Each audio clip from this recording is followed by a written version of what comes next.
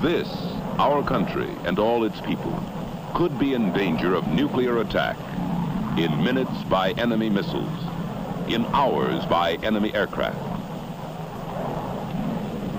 Our cities, our farms, our factories. Prime target would be our air bases. With all our aircraft on the ground, our weapons of interception or retaliation not instantly available, we might face another and infinitely more costly Pearl Harbor.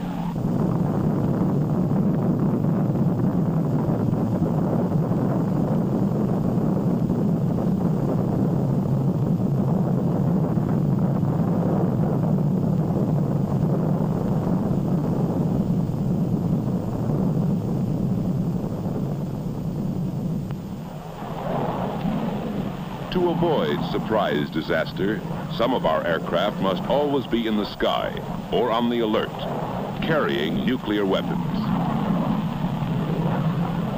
These weapons are always unarmed. They will be armed only following a decision by the President of the United States.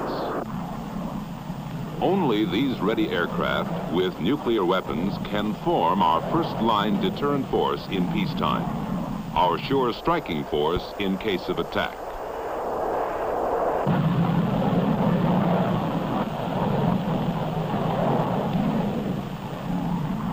We, the American people, understand and accept this necessity for our survival. But we want to know the facts about one question. Do we live in danger of nuclear explosion and radioactive fallout if one of these airplanes should crash, or one of these nuclear weapons accidentally drop? This bomber carries a nuclear weapon. It is a well-designed, carefully maintained, skillfully flown airplane. But airplanes just like it have crashed and burned. There was no nuclear explosion, no radioactive fallout. These are the facts. The bombardier watches over controls as safe as human ingenuity can make them to prevent accidental bomb release. But nuclear weapons have been dropped inadvertently. There was no nuclear explosion, no radioactive fallout. These are the facts. And specially instrumented aircraft verify these facts in a continuing nuclear safety program that tests our nuclear weapons under controlled conditions that simulate every conceivable hazard. Vital to this nuclear safety program is Air Force Special Weapons Center at Albuquerque, New Mexico.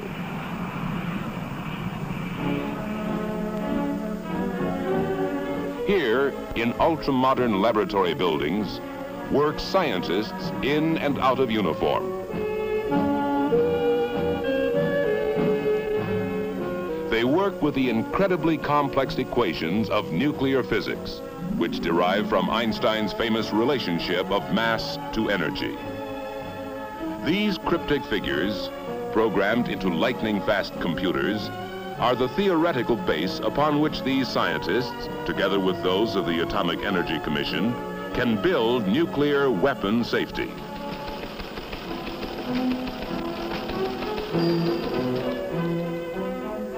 By research, design development, and laboratory test, they ensure weapons not yet built against accidental nuclear explosion.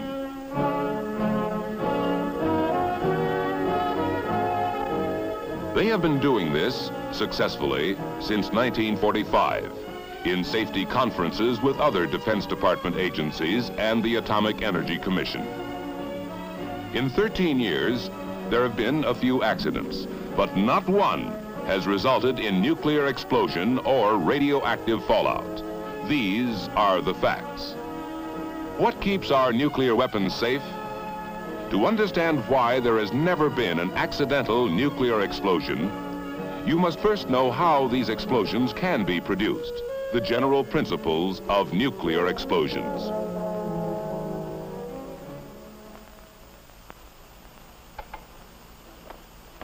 Any explosion is the result of a very rapid release of a great amount of energy.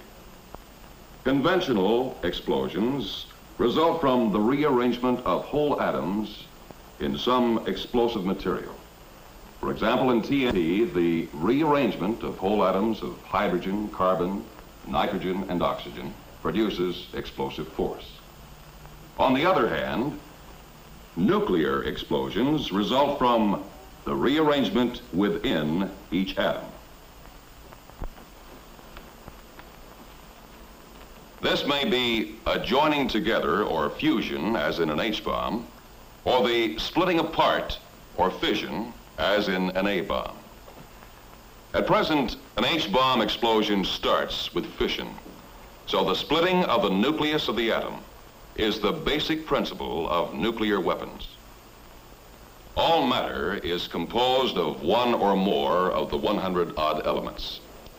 Of these, the atoms of the metals uranium and plutonium can be most readily fissioned to cause nuclear explosion. These elements are mildly radioactive. They emit short-range, low-penetration alpha particles while in their unfissioned state.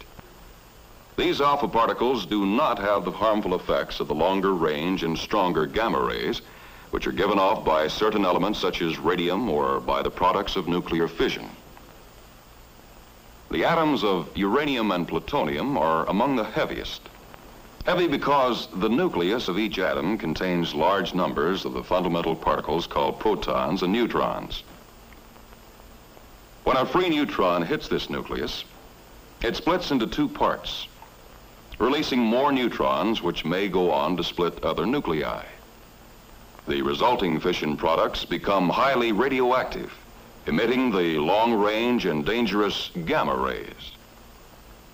The split nucleus weighs less than the whole one, and this difference in weight is released in the form of energy, nuclear energy. After fission, harmful gamma radiation. Before fission, innocuous alpha radiation.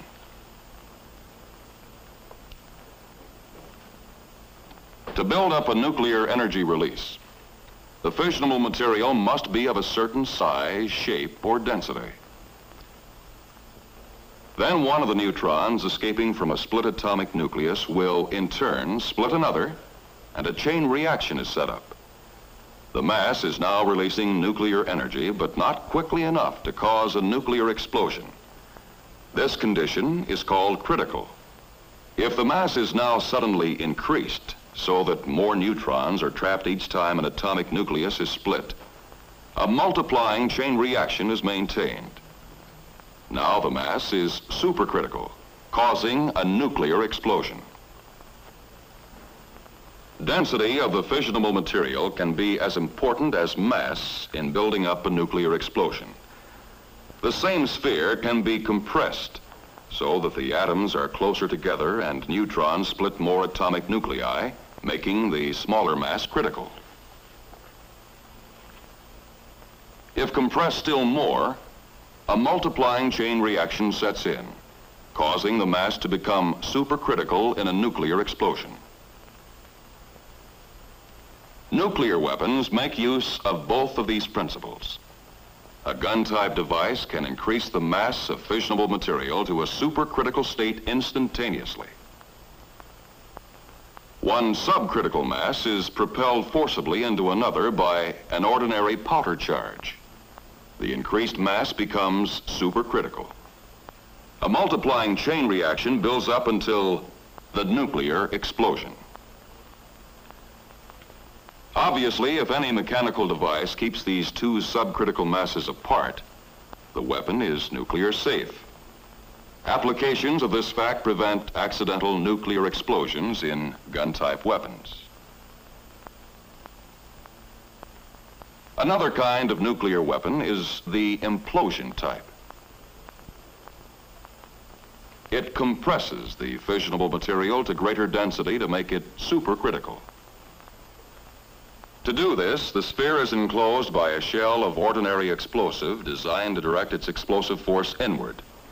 This effect is called implosion. The detonators attached to the explosive are connected to a complex firing device which can fire every detonator simultaneously. When all the explosive is detonated simultaneously, the nuclear material is compressed into a supercritical mass which results in a nuclear explosion. Implosion-type weapons are nuclear safe because only the specially designed firing device can produce the simultaneous detonation of all the ordinary explosive, a deliberate effect possible only by the precise firing mechanism.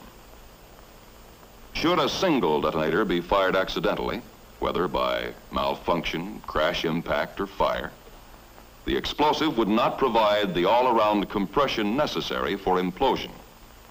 Instead, it might push the nuclear material out of the shell, break it into small pieces, or even burn it. This unfissioned material emits only alpha particles because no nuclear explosion has taken place. These alpha particles do not penetrate the skin.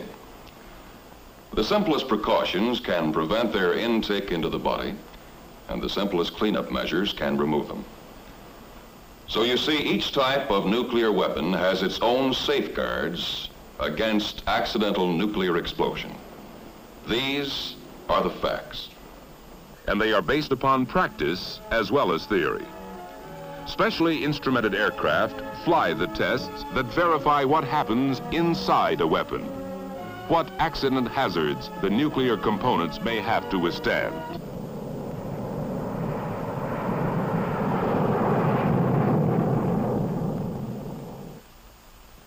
Nuclear safety is everybody's business. Although Air Force flies the test missions, scientists and technicians from the Atomic Energy Commission and other services man the test range and evaluate the findings of the elaborate instrumentation. Drop tests measure impact characteristics of various weapon types. They are made without nuclear components so that this precious material is not wasted. They supplement the detonation tests that have been made with the complete nuclear weapons.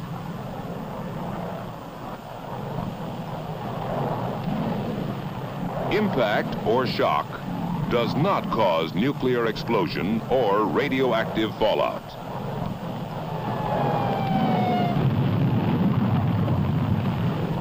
What has exploded is the ordinary explosive, which is an essential part of nuclear weapons. The ordinary explosive in a nuclear weapon can be a hazard, exactly as in a conventional bomb. Depending upon the amount and location of the explosive and the speed and height of the drop, we may experience a variety of ordinary explosions. Large ones, small ones, or none at all from impact of the bomb. Beside the hazard of impact, frequent tests are run on the hazard of fire. To learn what temperatures and pressures would be created inside a weapon by an aircraft fire, various types of bombs are subjected to a flame bath of burning fuel. Because fire would also destroy the precious nuclear material, it is replaced by instruments. Their readings are compared with known characteristics of the fissionable material to assure the temperatures higher than any aircraft fire will not set off a nuclear explosion.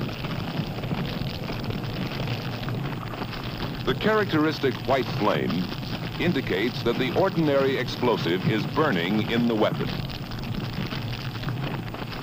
Sometimes the explosive detonates because of close confinement and intense heat. The effects of such explosions are measured and compared with those in an actual nuclear weapon.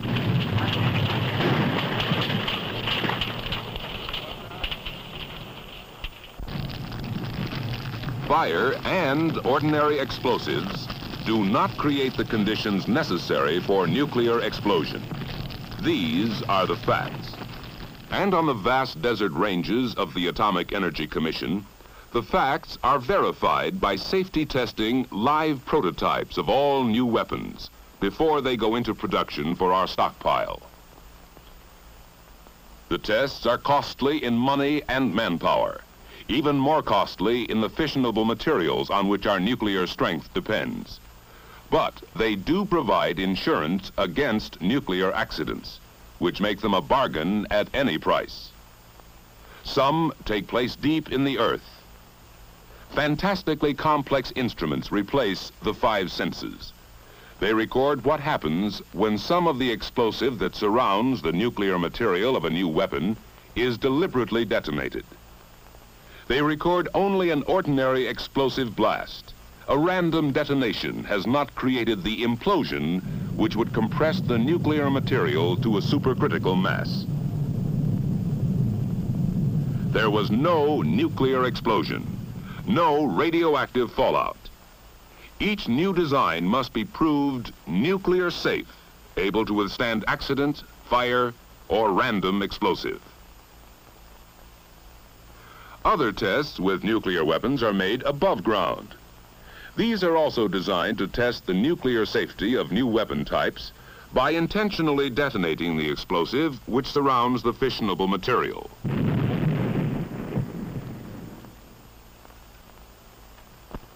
Sometimes these tests also provide data on the side effects to be expected if the fissionable material is broken up by the explosion. Air samplers and test pads are used to gauge the area, intensity, and duration of these side effects. In this way, they learn not only what does not happen when a charge is deliberately fired, but what does.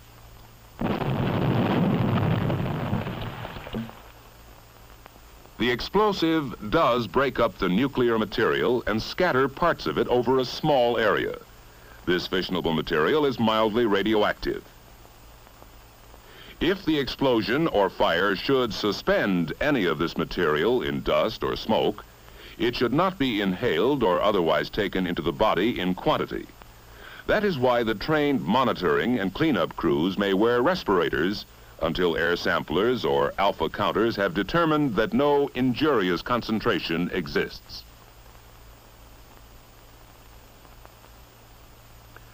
The alpha particles emitted do not penetrate skin or clothing, so this material is harmless when on the ground.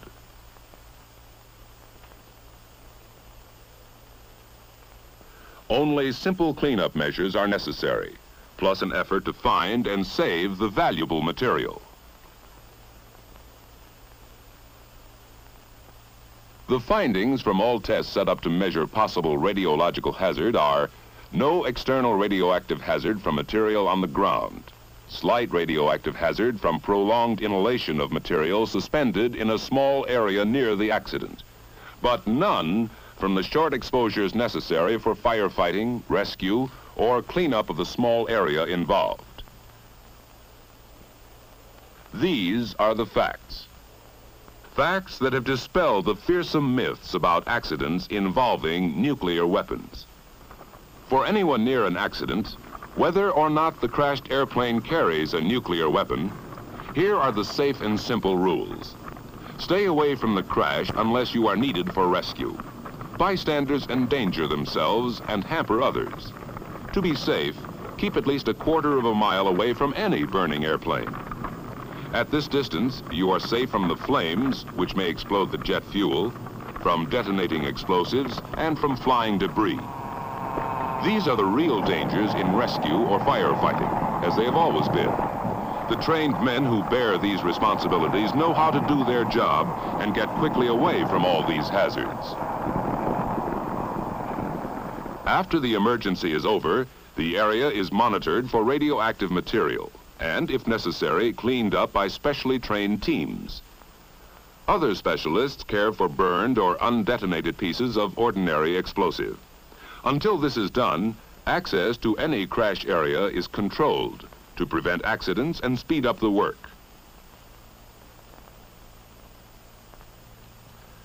The tests you have seen have proved the safety of our nuclear weapons program over and over again. But the grim reality is the payoff. How safe is a nuclear bomber coming in for a crash landing?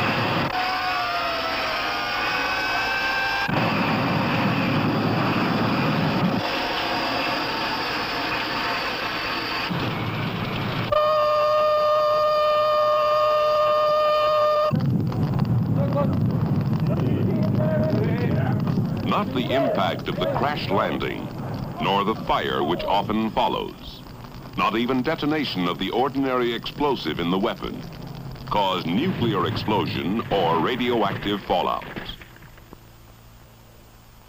The safety that was designed in during research, built in during development, proved in the laboratory and on the range, has withstood the ultimate tragic test. These are the facts. They prove that you, the American people, can stay both safe and strong. Safe because the weapons your Air Force must carry have been tested nuclear safe. The possibility of an accidental nuclear explosion is so small as to be practically non-existent. Strong because an Air Force, nuclear armed and combat ready, stands guard against surprise attack. Under this shelter, you and your family may live in peace, free from the fear of nuclear accidents.